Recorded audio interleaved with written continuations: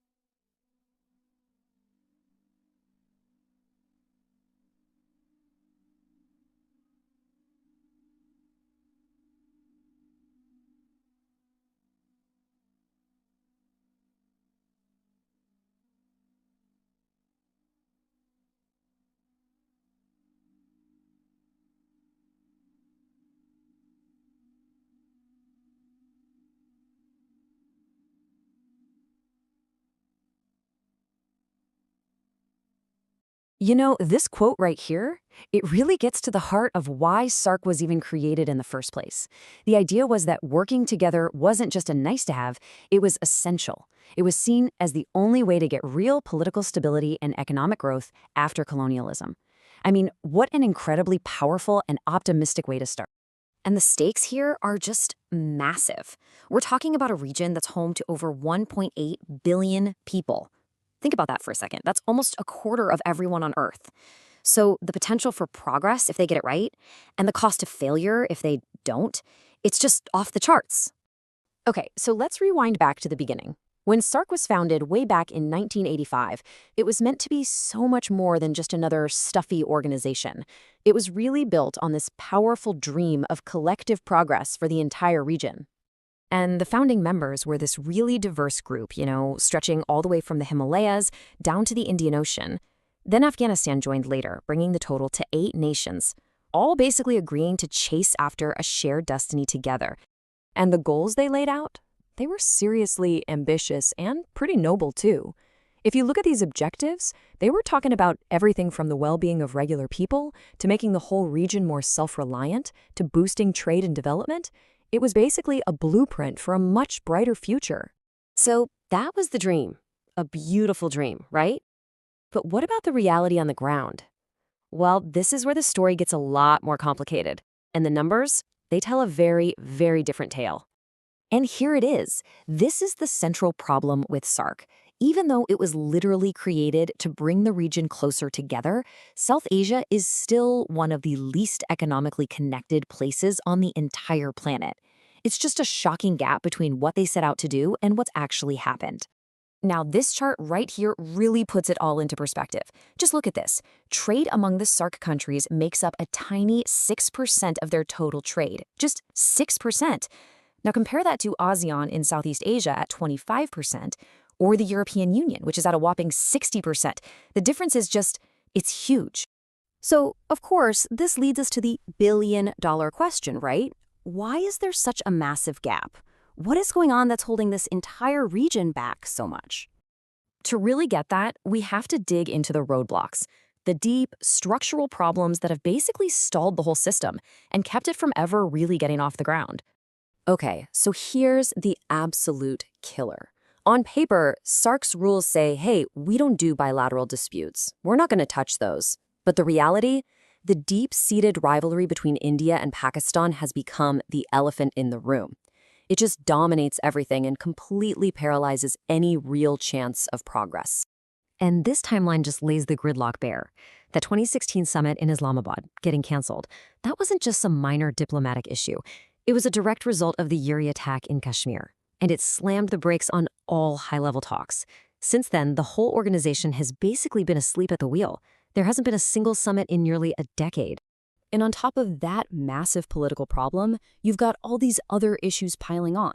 Physical connections, like roads and railways, are just terrible, which makes trade super difficult and expensive. A lot of the countries have these protectionist policies that create even more barriers. And this is a big one. Key players are starting to look elsewhere. India, for instance, is putting way more energy into other groups like BIMSTEC, which conveniently doesn't include Pakistan. All of this just pushes SAARC further and further to the sidelines.